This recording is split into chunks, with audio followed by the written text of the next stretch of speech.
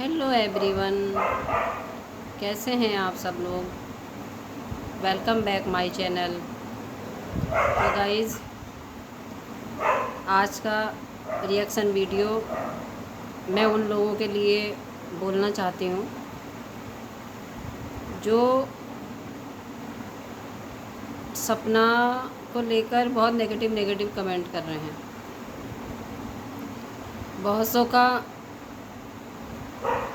Comments ऐसे भी आए हैं कि सपना सचमुच मतलब डिप्रेशन में नहीं है, वो डिप्रेशन में होने का ढोंग कर रही है। उसने सोशल मीडिया पे जो अपने बाल काटे हैं वह भी एक उसी चीज़ का हिस्सा है।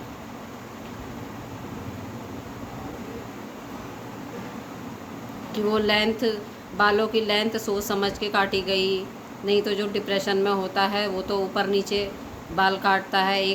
बिल्कुल एक सही उसमें कैसे काटेगा, क्योंकि उसको व्यूज़ पाने थे और जो व्यूज़ उसके मिलियन में गए, जिससे उसने 2.5-3 लाख रुपए कमा लिए आराम से। शर्म करो यार, शर्म करो ऐसे बोलने वाले जो भी हैं। मतलब क्या चाहते हो आप।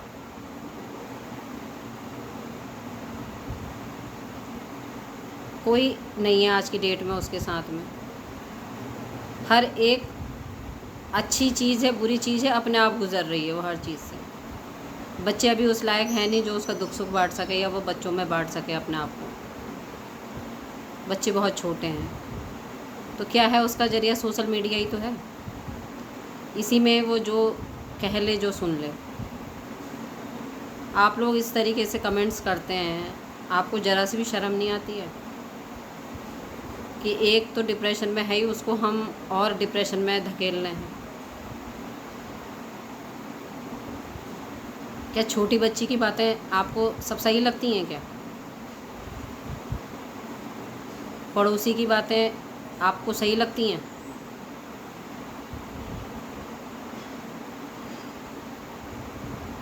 जो इतना वो बढ़ चढ़ के बोल रहे हैं, उनको इतनी हिम्मत किसने दी है।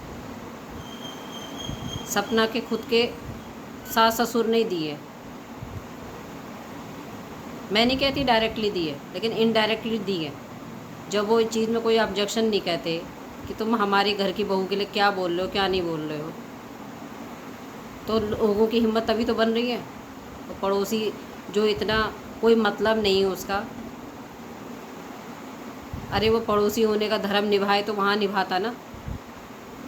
जब राजवीर जी का एक्सीडेंट हुआ था, तब कहता परिवार से कि मैं आपके साथ में हूँ, इसमें आप केस बंद क्यों कर रहे हैं, केस को आगे बढ़ाइए, जो हमसे सही हो सकेगा एक पड़ोस के नाते हम करेंगे। लेकिन जहाँ बहू की बात आती है वहाँ वो कूद के आ जाता है आगे को। पौवा लगा के बैठ के सोशल मीडिया पर बात करती है, ऐसो के मैं बाल घसीट के ले जाऊंगा, ऐसो को तो मैं ये कर दूंगा, मैं वो कर दूंगा।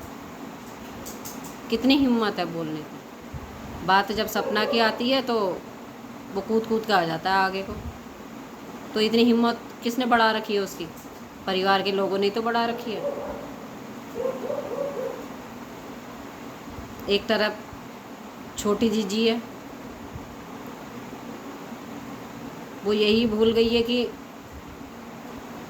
जिस भाभी ने मुझे इतना प्यार दिया, दुलार दिया, आज मैं उसके लिए क्या क्या शब्द बोल रही हूँ, कैसे उसे मैंने परिवार से अलग कर दिया।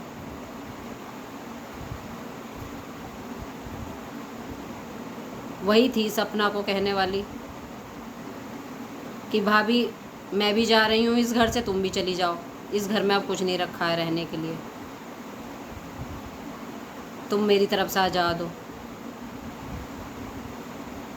और जब वो खुद घर से गई थी, सपना से पहले गई थी वो, तो वो यही कह के गई थी कि भाभी आज तक मेरी वजह से घर में रुकी हुई थी, आज मैं उन्हें अपनी तरफ से आज़ाद कर रही हूँ, वो जा सकती हैं यहाँ से।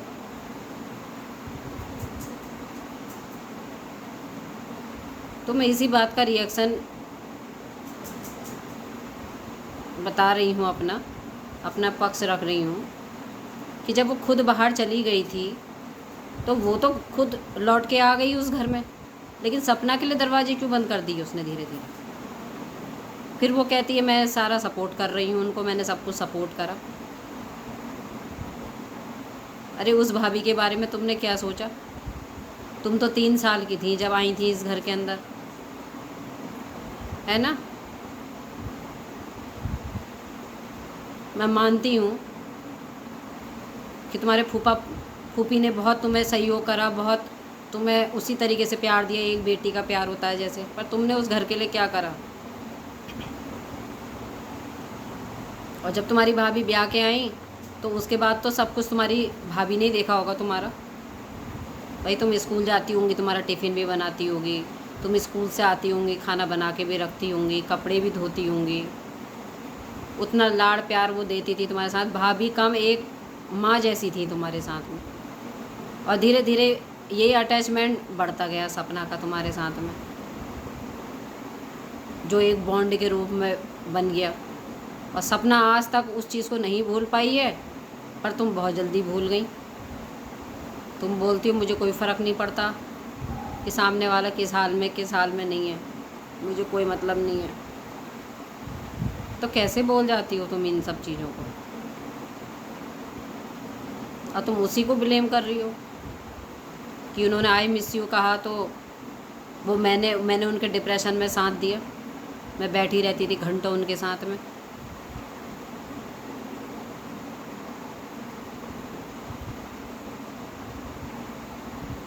तुमने कभी ये तो नहीं बताया मेरी भाभी ने मेरे लिए ऐसा ऐसा किया?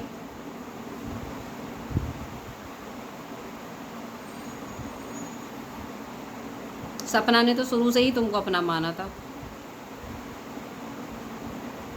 उसको अपने परिवार से भी, अपने मायके वालों से भी इतना लगाव नहीं था। अपने भाई बहनों से लगाव होता ना तो बहुत कुछ कर रही होती उनके लिए। वो ऐसा नहीं होता उसका घर। उसने जो समझा अपने ससुराल को समझा, अपने ससुराल के लोगों को समझा, तुम्हें समझा।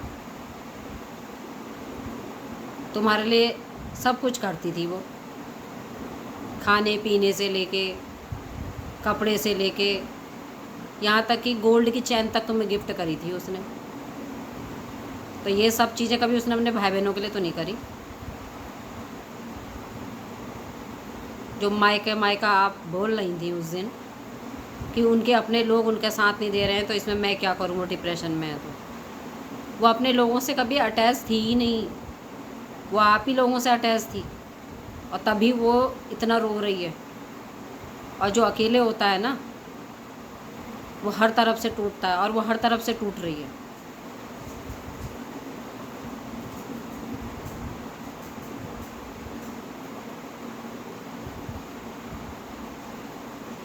सोशल मीडिया के लोग आपको हर तरीके से देख रहे हैं, और शुरू से देख रहे हैं ना ब्लॉग आपका, जब सपना भी उस घर में थी।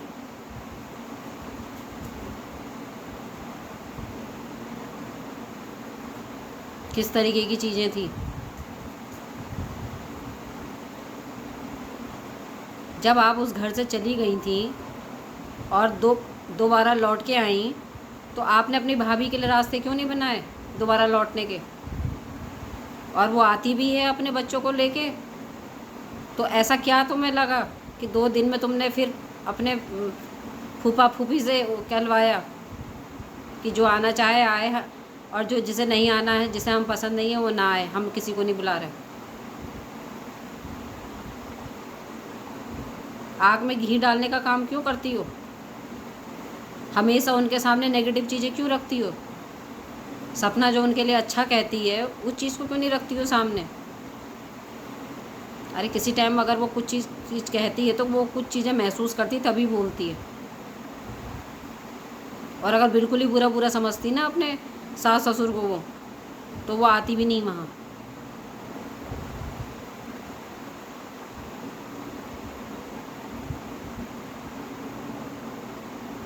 तुम बोल रही हो तो पड़ोसियों को भी मौका मिल रहा है बोलने का। वो भी बालों की फिरकनी बना के घुमाएगा, उसकी इतनी हिम्मत हुई। वो कह रहा है कि पौवा चढ़ा के तब सोशल मीडिया पे बैठ के बात करती है, पौवा पी के।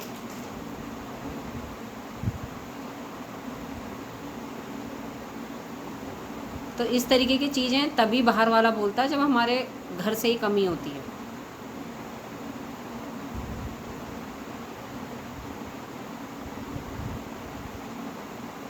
अपनी भाभी के लिए पॉजिटिव बनो, पॉजिटिव सोचो और पॉजिटिव चीज़ें ही अपने परिवार में रखो।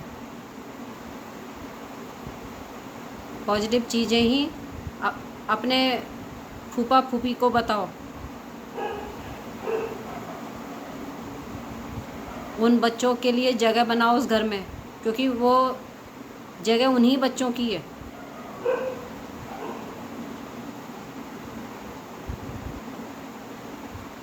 सोशल मीडिया में किसी ने गलत कमेंट्स कर दिया तो उसमें भी आप यही कह रही हो कि सबकी आईडी का प्रूफ इसमें है और मैं कमेंट डिलीट नहीं करती हूँ, सबकी इंक्वायरी होगी।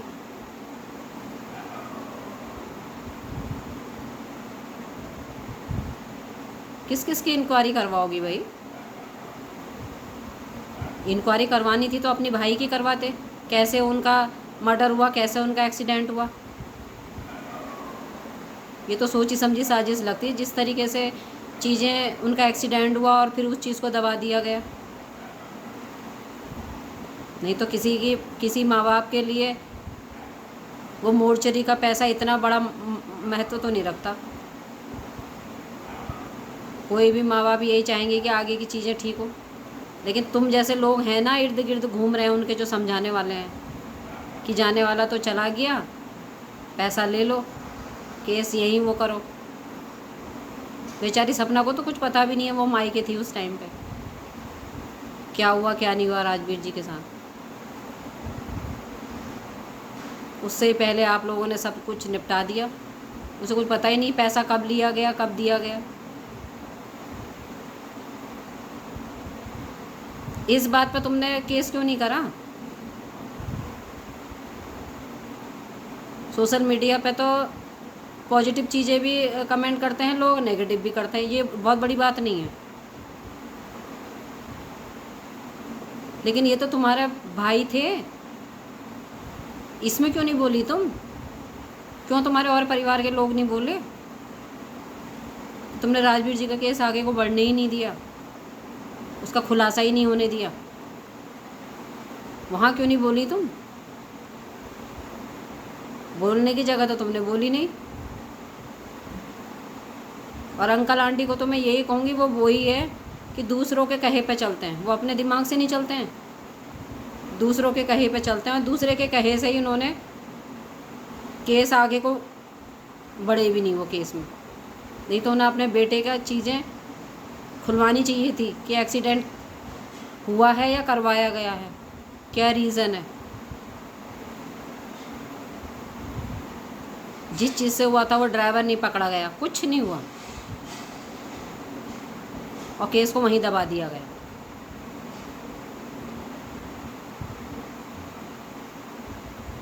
यहाँ तक कि जो डेथ सर्टिफिकेट होता है उसमें किस कारण डेथ हुई है, जो कॉलम होता है उसमें नील दिखाया गया है, उसमें कुछ है ही नहीं किस कारण से हुई। नहीं तो कारण उसमें होता है कि उम्र के हिसाब से हुआ है, उम्र हो गई थी, या एक्सीडेंट हुआ है, या किसी बीमारी से हुआ है। वो सारी चीज़ें उस फॉर्म में होती हैं, लेकिन राजवीर जी के फॉर्म में सिर्फ नील है, उनके डेथ सर्टिफिकेट में सिर्फ नील है उस जगह पर। ये किस कारण हो रहा है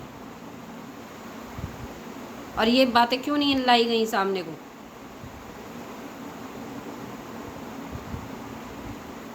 तो चीज़ें तो बहुत झोल में हैं। इन चीज़ों के बारे में क्यों नहीं आते हो तुम या तुम्हारा परिवार, क्यों नहीं आता है उसमें? क्या उन्हें जस्टिस नहीं मिलना चाहिए?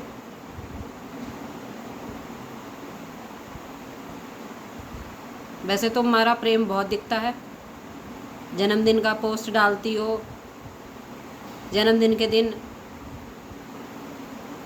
खाना बांटने जाती हो, ये दिखावा क्यों?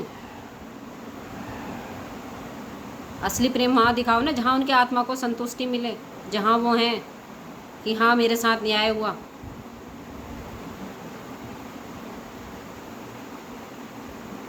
उनकी आत्मा को तड़पने के लिए छोड़ दिया, बच्चे घर से निकाल दिए, बीवी घर से बाहर निकाल दी।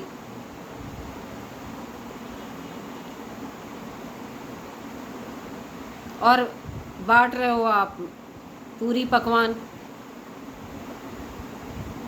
सिर्फ दिखावा, सोशल मीडिया पे दिखावा।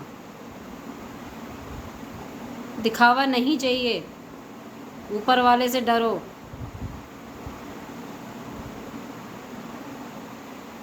वो चीज़ें करो जो सही रास्ते पे जाएं, जो सही चीज़ निकल के आए जिसमें, और उनकी आत्मा को शांति मिले।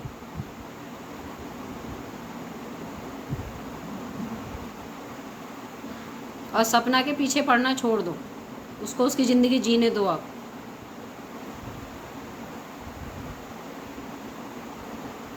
बहुत दुख सहे हैं उसने इस छोटी सी उम्र में, इतने छोटे छोटे बच्चे हैं उसके। जैसे तैसे अपने आप को संभाल रही है। ऐसे कोई शब्दों का प्रयोग मत करो कि जिससे वो टूटे। तो कहते हैं ना, किसी के साथ अच्छा ना कर सको तो बुरा भी मत करो।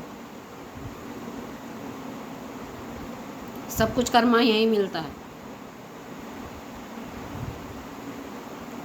गाइस, इसी के साथ मैं अपनी वीडियो को एंड करती हूँ। आपके जो विचार हैं आप भी कमेंट बॉक्स में लिखिएगा, बताइएगा।